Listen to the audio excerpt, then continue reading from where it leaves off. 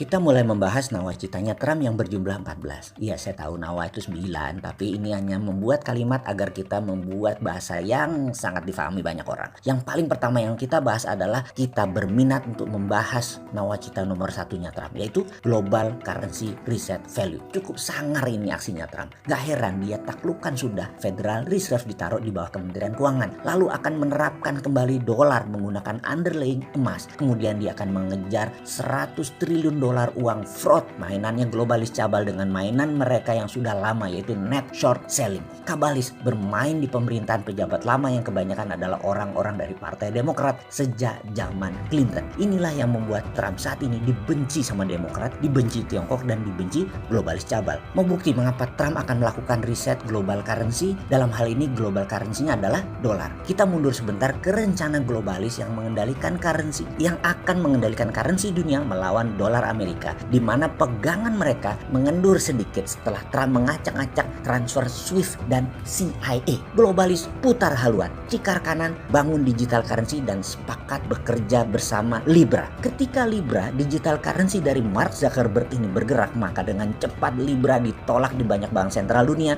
atas masukan timnya Trump. Maka sekutu Amerika kompak menolak Libra di tahun 2018. Zuckerberg kemudian menarik lagi rencana tersebut. Lalu apa yang dilakukan Zuckerberg? Dia membuat infrastruktur keuangan bernama Facebook Pay dan IG Pay yang beredar di pertengahan tahun 2020 ini di Amerika Latin. Ada yang terpikir nggak apa maunya Mark Zuckerberg ini? Baik, kita simpan dulu pertanyaannya. Informasi kedua untuk kita analisa. Sesekali kita jadi Sherlock Holmes, jadi detektif ya. Oke, pada 20 Mei 2020 sebuah infrastruktur keuangan biasa sesuai dengan aturan regulator diluncurkan bernama Dinaran, yaitu sistem pembayaran dan transaksi biasa, produk perbankan di bawah regulasi Bank Indonesia dengan memiliki GPN, kartu ATM yang berlaku di seluruh Indonesia. Dinaran adalah payout system. Satu level lebih lengkap dari OVO dan GoPay karena ada fasilitas ATM tunai dan edisi untuk transfer antar bank. Pertanyaannya kembali ke cerita awal. Mau kemana Mark Zuckerberg dengan 2,5 miliar pengguna Facebook, IG, dan WA-nya tadi? Sebagai catatan, dia merupakan pemimpin sebuah negara dalam tanda petik terbesar di dunia.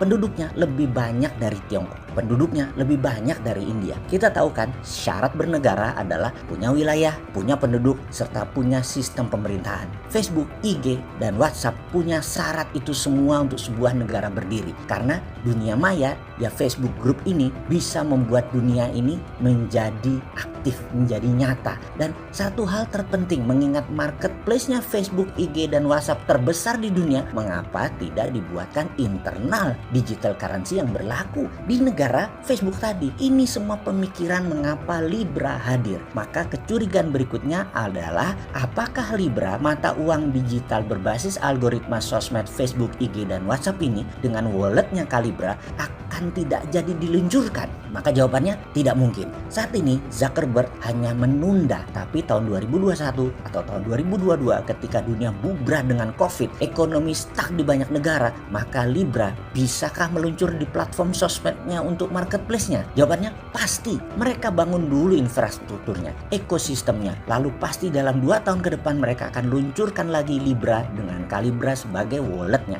Infrastruktur currency-nya disiapkan dulu, yaitu Facebook Pay dan IG Pay. Inilah tantangan globalis cabal yang menantang hegemoni negara Amerika dan sekutu Amerika. Lalu apa hubungannya dengan Dinaran? Kita juga bermain dong. Dinaran mengikuti aturan pemerintah Indonesia dalam hal ini BI, namun model bisnisnya kita menarget infrastruktur pembayaran baru. Setelah Dinaran emas, maka untuk menangkap 9 juta turis mancanegara di Indonesia, kita akan meluncurkan Dinaran dolar di Januari 2021. Fiturnya insya Allah udah siap. Rupiah berunderlying dolar. Kita semua tahu tidak semua orang memerlukan rupiahnya dijaminkan emas, namun rupiah dijaminkan dolar juga ada pasarnya. Sehingga dana dolar tadi yang masuk ke Indonesia, di pelanggan Dinaran dolar mereka akan punya kartu ATM, bisa edisi, bisa tarik tunai. Exchanges rate-nya stabil, fee-nya 0%. Kurs jual belinya kecil, spreadnya. Pulang ke negaranya si turis, dolarnya masih bisa dipakai. Lalu ada peluang lain lagi. Ada 2 juta saudara kita yang berhaji dan umroh setiap tahunnya yang kerepotan dengan real Saudi.